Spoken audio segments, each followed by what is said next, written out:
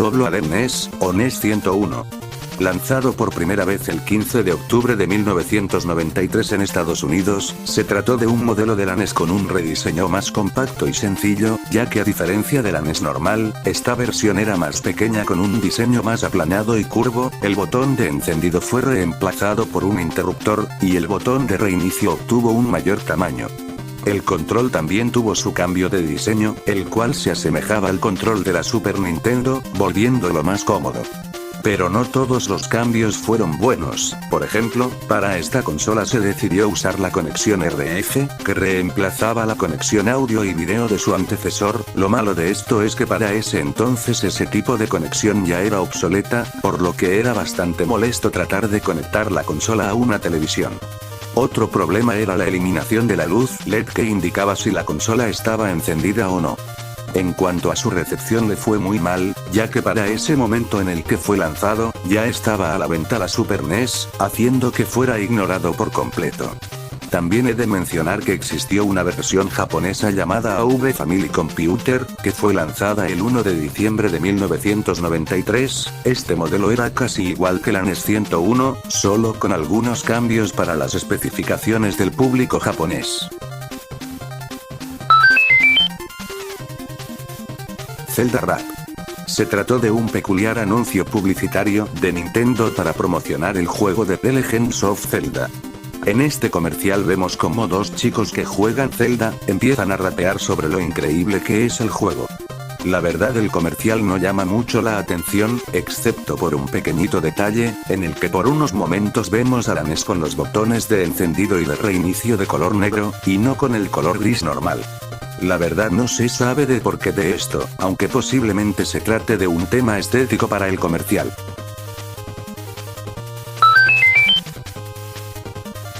Check-in Integrated Circuit, o mejor conocido como CIC, se trató de un chip de bloqueo desarrollado por Nintendo para las consolas americanas y europeas.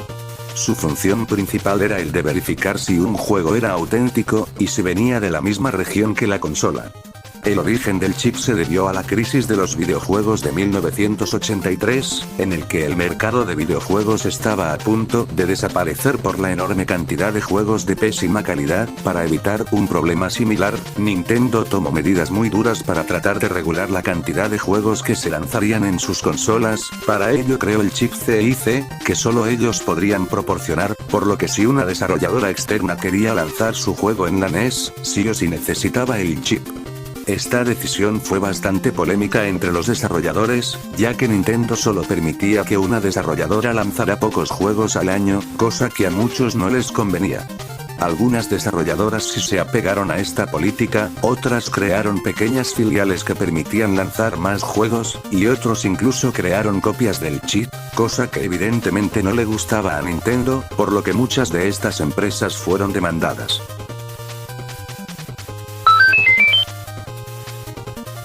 U-Force. Lanzado en 1989, se trató de un mando para la NES que funcionaba con sensores de movimiento. El jugador podía hacer acciones en un juego con el movimiento de las manos si este estaba al frente del controlador. Desafortunadamente, como muchos aparatos con sensores de movimiento de ese entonces, no funcionaba muy bien o era muy incómodo de usar, por lo que era todo un fastidio jugar así. También contaba con un accesorio como tipo volante que permitía jugar a algunos títulos de manera un poco más cómoda, como juegos de carreras y aviones. Pero igualmente era bastante molesto, a veces los controles no respondían, era confuso usarlo y de vez en cuando el volante se despegaba del mando. Todos estos factores hicieron que este aparato fuera considerado como uno de los peores mandos de la historia, pero no se puede negar lo innovador que trató de ser.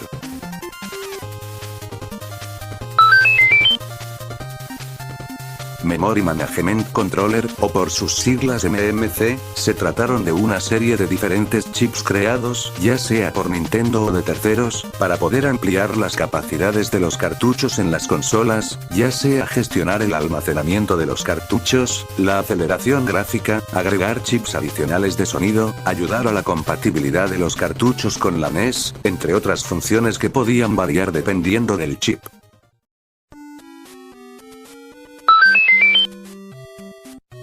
NES Max. Lanzado en 1988, se trató de un mando para la NES con un diseño bastante llamativo, ya que se agregó dos agarres, que lo volvían más cómodo de sostener. Entre sus características, aparte de lo ya mencionado, es el reemplazo de la direccional que todos conocemos, por una direccional llamada cicloide, que estaba conformada por un círculo negro con un círculo rojo más pequeño, que se deslizaba en todas las direcciones.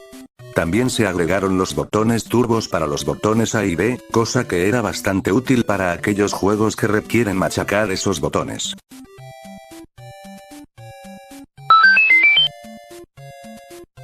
Win Famicom. Lanzado en 1986 solo en Japón, se trató de un modelo de la Famicom producida por la empresa japonesa Sharp Corporation. Esta consola era una mezcla entre una Famicom normal y una Family Computer Disk System, un periférico que permitía el uso de disquetes para almacenar datos de un juego, entre otras funciones que mejoraba la calidad de los juegos y la potencia de la consola. Bueno, podría decirse que la Win Famicom era la mejor versión de la Famicom, por tener todas estas funciones. La consola contaba con dos entradas, una para los cartuchos y una para los disquetes. Lo malo es que no se podían usar los dos al mismo tiempo, esto gracias a un interruptor que permitía el acceso a una ranura, pero bloqueaba la otra. Otra característica de esta consola es que tenía dos puertos a su costado que permitía la conexión de distintos aparatos. El primero era el puerto A, que permitía la conexión de diferentes periféricos, mientras que el puerto B permitía conectar un adaptador para la Famicom normal. Esto hacía que la Famicom estándar pudiera guardar datos en un disquete.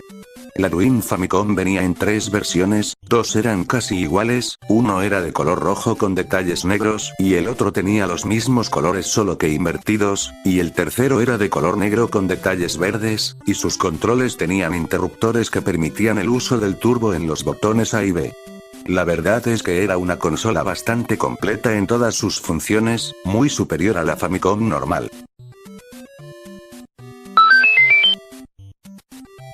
Hyundai Convoy. Se trató de la versión coreana de la Nintendo Entertainment System que fue desarrollada por Nintendo y la empresa coreana, Hyundai Electronics.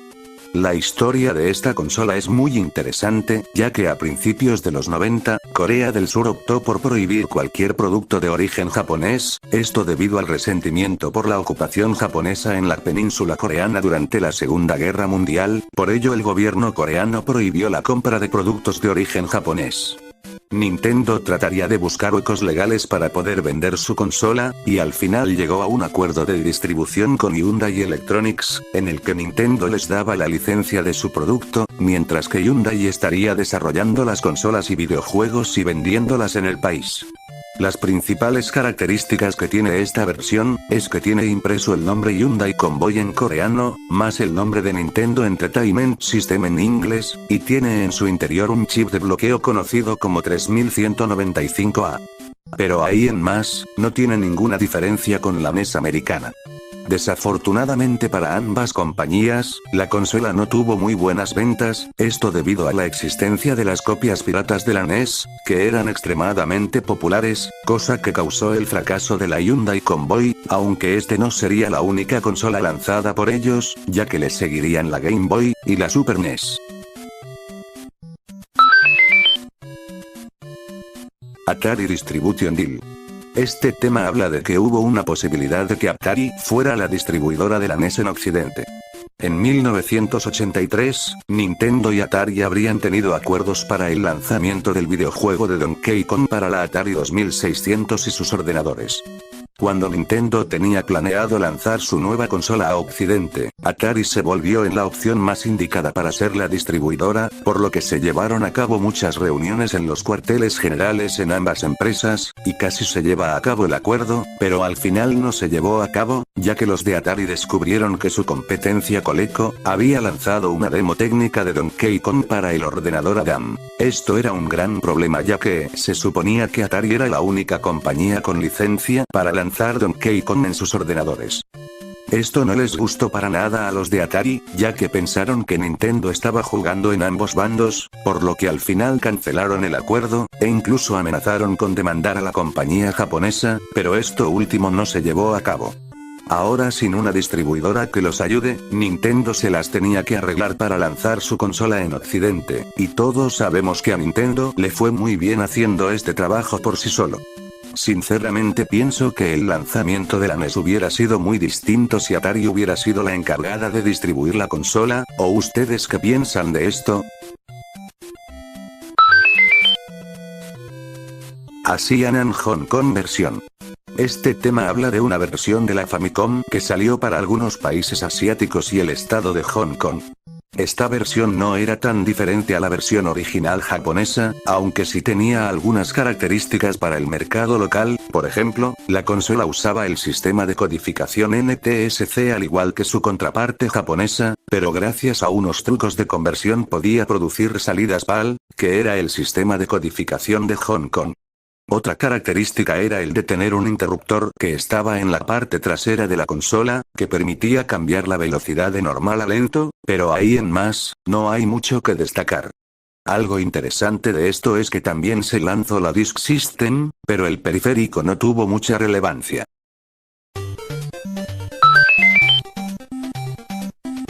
Advance Video System. Este se trató de un prototipo de la consola que sería lanzado en Occidente, pero que al final fue descartada y reemplazada por la consola que todos conocemos, esto a pesar de que ya estaba casi terminado. Después del éxito de la Famicom en Japón en 1983, Nintendo estaba planeando cómo introducirse al mercado estadounidense, por lo que pensaron en convertir su consola en un ordenador. Este prototipo incluía un teclado, un joystick, una pistola zapper, un teclado musical, 2 controles y una unidad de almacenamiento de datos, y todos estos aparatos eran inalámbricos. El ordenador no solo serviría para jugar videojuegos, también tenía algunas funciones de las computadoras de ese entonces, e incluso uno podría desarrollar videojuegos en ella. El ordenador fue mostrado por primera vez en el Consumer Electronics Show de 1984, que es una feria de productos electrónicos que tiene como propósito mostrar nuevos productos que saldrían al mercado en un futuro.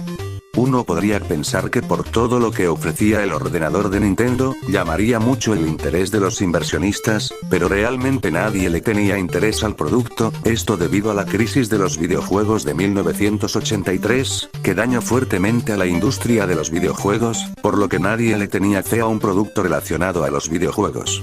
Debido a este problema, Nintendo tuvo que rediseñar el diseño de su producto al que todos conocemos.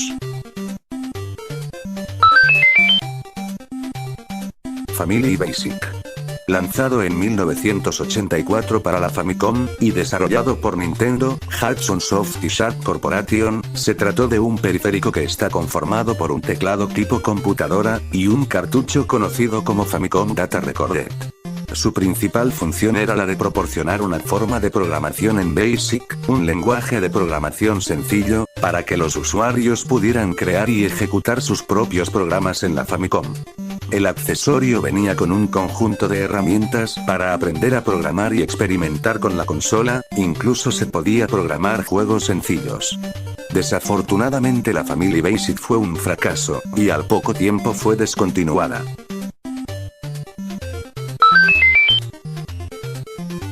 Aladdin Deck Enhancer.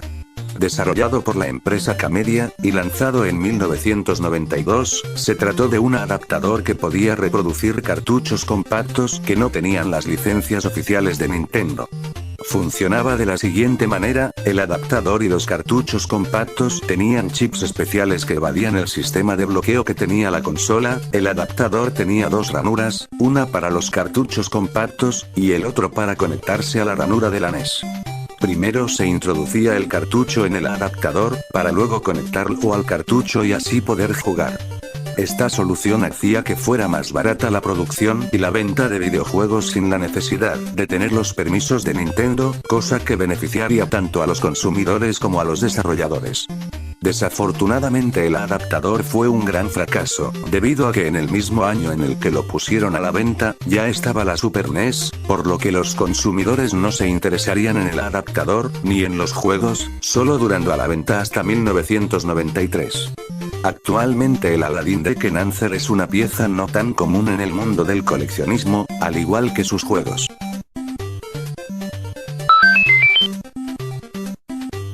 M82.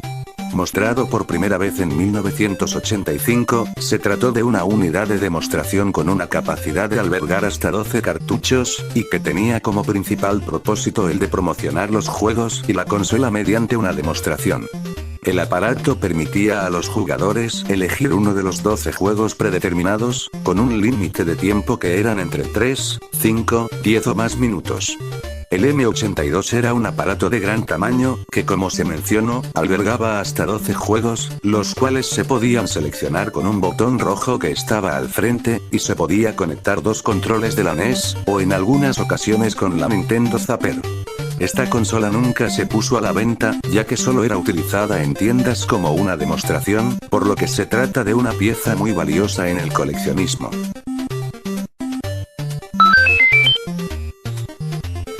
You Cannot Be Touched. Transmitido en 1987, se trató de un comercial que promocionaba los juegos de la NES. En él podemos ver a un humano y a diferentes personajes de Nintendo en modelos en 3D hablándole al espectador, diciendo el eslogan, You Cannot Be Touched, que traducido al español diría algo como, no puedes vencernos, esto refiriéndose a la dificultad de los juegos, o una indirecta a las compañías rivales de Nintendo.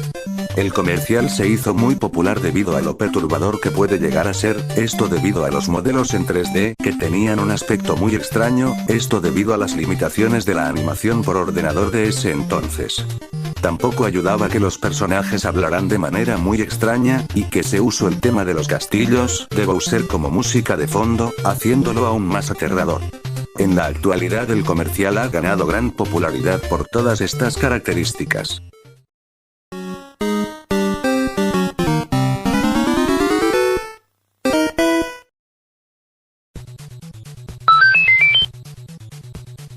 Famicom Modem. Lanzado en 1988, se trató de un periférico para la Famicom, que tenía como propósito principal, el de permitir la conexión a una red telefónica para descargar datos y jugar a través de una red de telefónica llamada Famicom Network System. Este módem permitía a los usuarios acceder a una variedad de servicios en línea, como acceder a juegos en la red, actualizaciones de software, revisar el mercado de valores, hacer apuestas de caballos, almacenar datos, y acceder a contenido descargable. El origen del periférico y el servicio datan de 1985, cuando el presidente de Nintendo de ese entonces, Hiroshi Yamauchi, viendo la expansión de la red telefónica, decidió crear un servicio de telecomunicaciones que permitiera realizar compras y operaciones bursátiles a través de la Famicom. Nintendo, con la colaboración del banco de inversión Nomura Securities, desarrollaron tanto el periférico como la red telefónica. El Famicom Modem se usaba de la siguiente manera: se inserta en la ranura donde se introducía los cartuchos, luego se conectaba a la línea de un teléfono doméstico, y luego se inserta un tipo de tarjeta en el periférico que podría tener diferentes funciones dependiendo del servicio que se quisiera usar. También venía incluido con un mando con números que permitía introducir datos numéricos y códigos. Todas estas características hacían que este periférico y la red telefónica fueran toda una innovación, pero tristemente fue un fracaso. Las razones son variadas, siendo las principales, lo inestable que era la conexión, lo complicado que era usar los servicios para aquellos que no tenían ningún conocimiento de tecnología, la competencia de las computadoras domésticas, y la comodidad de las personas por hacer transacciones de manera tradicional, entre otros factores. 3D System Famicom. Lanzado en 1988, se trataron de unas gafas 3D que permitía a los jugadores experimentar gráficos en 3D en aquellos juegos que fueran compatibles con este accesorio. Las gafas funcionaban de la siguiente manera: tenían filtros de polarización que permitían ver imágenes 3D estereoscópicas, cada ojo veía una imagen ligeramente diferente, creando la ilusión de profundidad. También contaba con una unidad de procesamiento que manejaba el procesamiento adicional necesario para generar imágenes 3D. Las gafas se conectaban a un adaptador, que a su vez se conectaba al puerto que estaba al costado de la Famicom. Entre los juegos compatibles tenemos a 3D Hot Rally, 3D Bowling y 3D Soccer, entre otros. Expansión Port. El puerto de expansión era una característica que muchas consolas de Nintendo tenían. Este puerto tenía la función de permitir la conexión de diferentes periféricos a la consola, como los diferentes productos que salieron para la Famicom. Esta característica se incluyó en la NES, pero por alguna razón, el puerto estaba ubicado en la parte inferior de la consola, y estaba cubierta por una tapa, cosa que hacía que nadie se diera cuenta de su existencia. Tristemente este puerto jamás fue usado durante la vida útil de la consola, ya que nunca hubo un periférico que requiriera usarla. Posiblemente sí se planeó el lanzamiento de algún periférico a Occidente para darle un uso a este puerto, pero debido al gran fracaso que tuvieron muchos de estos productos en Japón, Nintendo no se tomó la molestia de sacar unas versiones para Occidente, dejando al puerto de expansión como una característica inútil, cosa lamentable la verdad.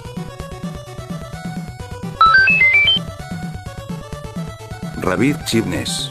Este se trató de un chip de expansión para la Nintendo Entertainment System, que fue desarrollado por la compañía Rabbiteam.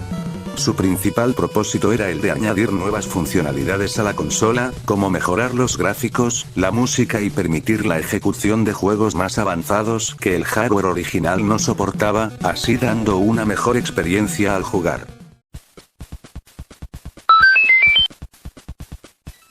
NES Hot Seat. Lanzada en 1990, y diseñada por la extinta empresa PowerTen Corporation, la Hot Seat se trató de una silla de color negro o gris, con un joystick en el reposabrazos. Mediante controles de movimiento que estaban incorporados en el joystick, el jugador podía controlar al personaje dependiendo a qué dirección se movían en la silla, mientras que el joystick permitía usar los botones A y B, un botón turbo y el botón de selección. La verdad es que no se tiene mucha información de este producto, ya que solamente se vendió al oeste de Estados Unidos, solo estando disponibles en tiendas de muebles y de alquiler de vídeos, aparte de ser promocionado en pequeñas revistas, por lo tanto es un producto bastante escaso y raro de conseguir. Teenage Mutant Ninja Turtles Bundle NES. Lanzado en 1989, este era un paquete que incluía una Nintendo Entertainment System y el juego de las Tortugas Ninjas de 1989, considerada por muchos fans como uno de los mejores juegos de la franquicia. Esta edición fue una de las más populares en aquel entonces, debido a la gran popularidad que tenían las Tortugas Ninja gracias a su serie animada. Actualmente esta edición es muy codiciada por los coleccionistas, ya que un paquete completo y en perfecto estado puede valer desde $200 hasta $600.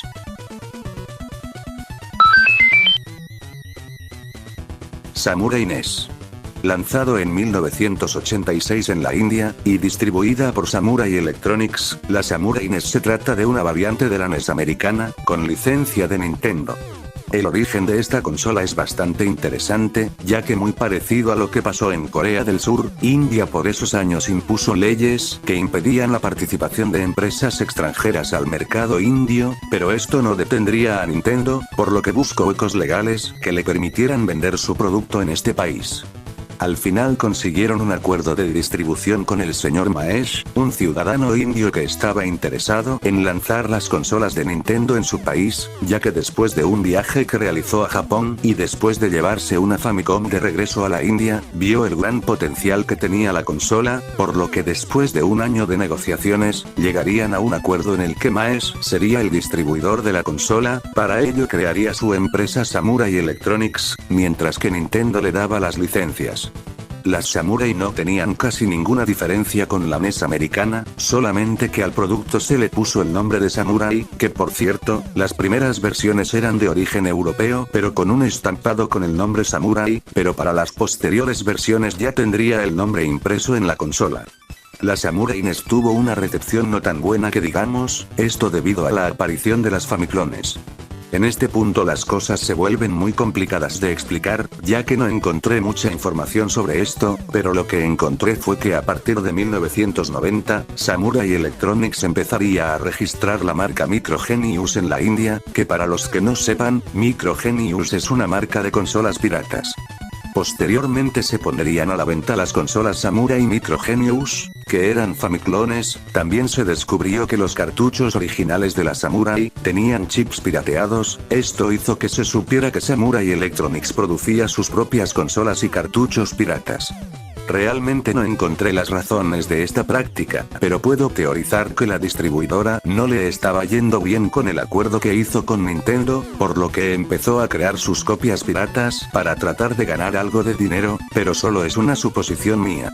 Al final en 1994 ambas empresas terminaron su acuerdo oficialmente, y para ese año se abolieron las restricciones comerciales a la importación de productos extranjeros, por lo que Nintendo empezaría a tener una presencia oficial en ese país. En cuanto a Samurai Electronics, empezaría a vender Famiclones y otros productos electrónicos hasta 2007, año en el que la empresa cerraría.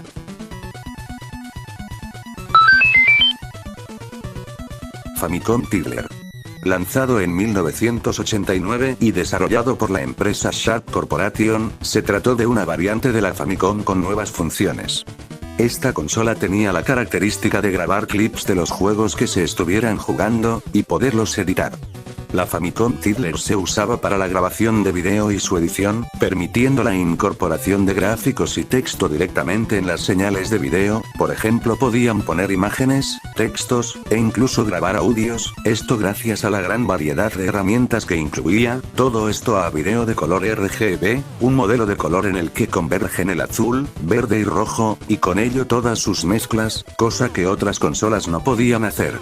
También la consola tenía un tipo de lápiz óptico que podía usarse en una pequeña pantallita táctil que estaba en la consola, que podía ayudar en la edición de los vídeos. Literalmente la Famicom Tiddler estaba adelantada a su época, y fue toda una innovación tecnológica para los videojuegos de ese entonces. En cuanto a su recepción, la verdad no se sabe exactamente cuántas consolas se vendieron, solo se sabe que se vendía a $300 de ese entonces, y que su venta fue algo limitada en Japón, por lo que no se tiene mucha información hasta la actualidad, pero hoy en día es considerada como una pieza muy codiciada por los coleccionistas.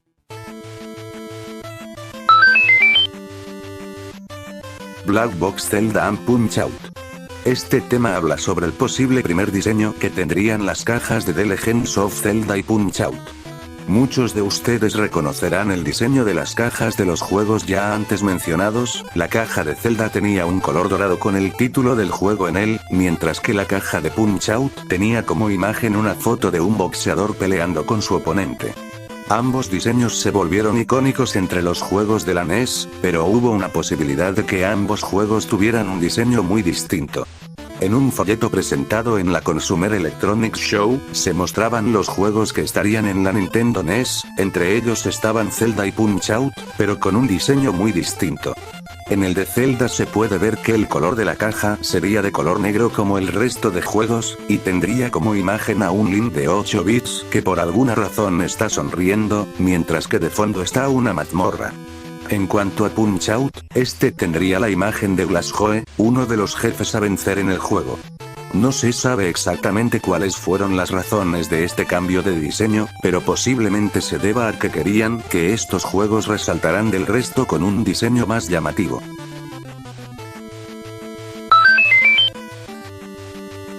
Famicom Box. Lanzada en 1986, se trató de una versión de la Famicom de gran tamaño, que permitía a los jugadores probar hasta 15 juegos. A diferencia de otras versiones de la Famicom Box trataba de tener algunos elementos parecidos a la NES americana, ya que contaba con dos controles y la Nintendo Zapper americanas, y sus cartuchos tenían el diseño occidental. El propósito de esta consola posiblemente fue destinado a su uso en hoteles y locales de arcades, ya que algunas versiones contaban con una caja de monedas, que al momento de insertar una moneda, permitiría a una persona jugar un juego. Entre sus juegos disponibles tenemos a Donkey Kong, Duck Hunt, Golf, Mahjong, Mario Bros, Knight Rider, Senhou no Okami, Soccer League Winners Cup, Super Chines 2, entre otros. Una cosa a mencionar es que existe otra versión fabricada por la compañía Sharp Corporation, nombrada como Famicom Station, que era casi igual que la Famicom Box, solo que se apoyaba con unas patas metálicas.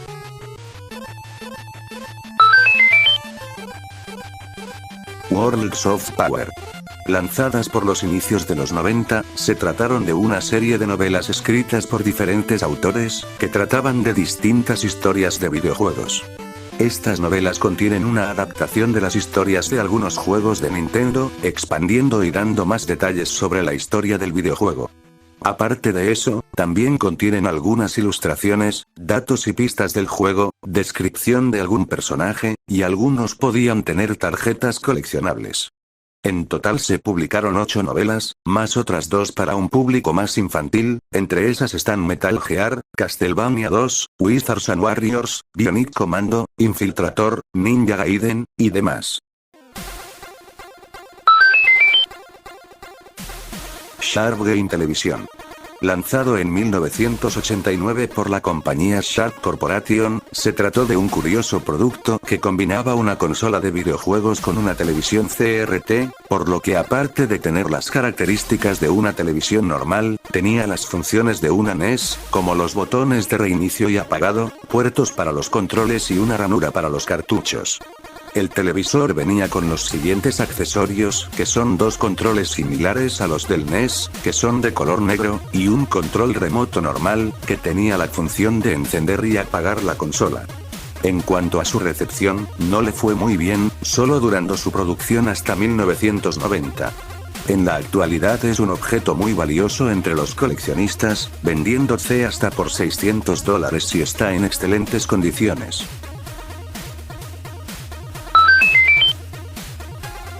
The Express NES. Se trató de un prototipo de la NES pero portátil.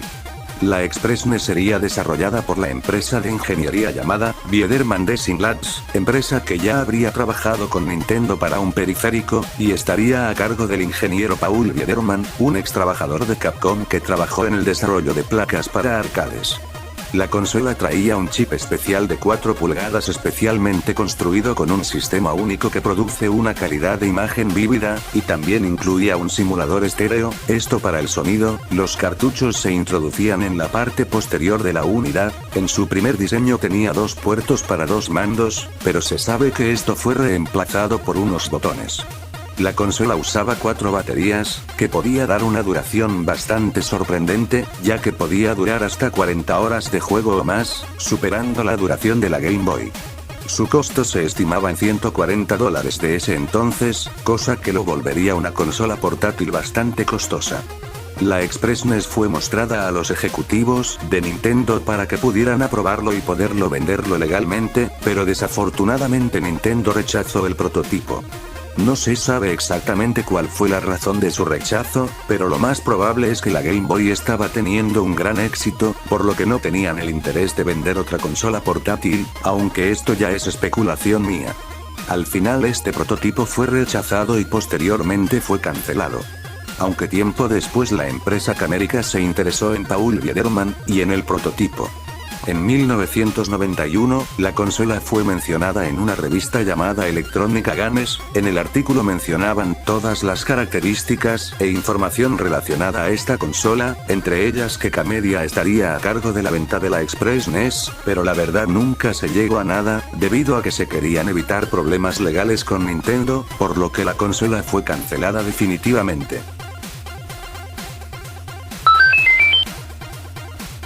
Famicom Adapter sin NES Cartridge. Este tema habla de que los primeros cartuchos de la NES tenían un adaptador para los juegos de la Famicom.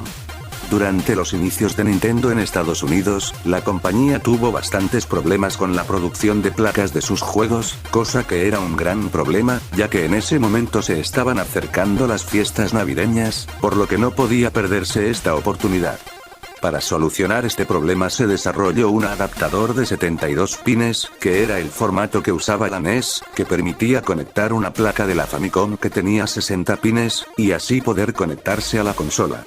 Esto fue muy ingenioso por parte de Nintendo, ayudándolos por algún tiempo, hasta que se dejó de lado por ya una placa completa de 72 pines que todos conocemos. Actualmente los cartuchos con este adaptador son un objeto muy codiciado por los coleccionistas, debido a su rareza y por los pocos juegos que lo tenían. Algunos de ellos son 1942, Club Blueland, Donkey Kong Jr., Duck Hunt, Elevator Action, Excitebike, Golf, Gumsoe, Giromite y Ogan Salley entre otros.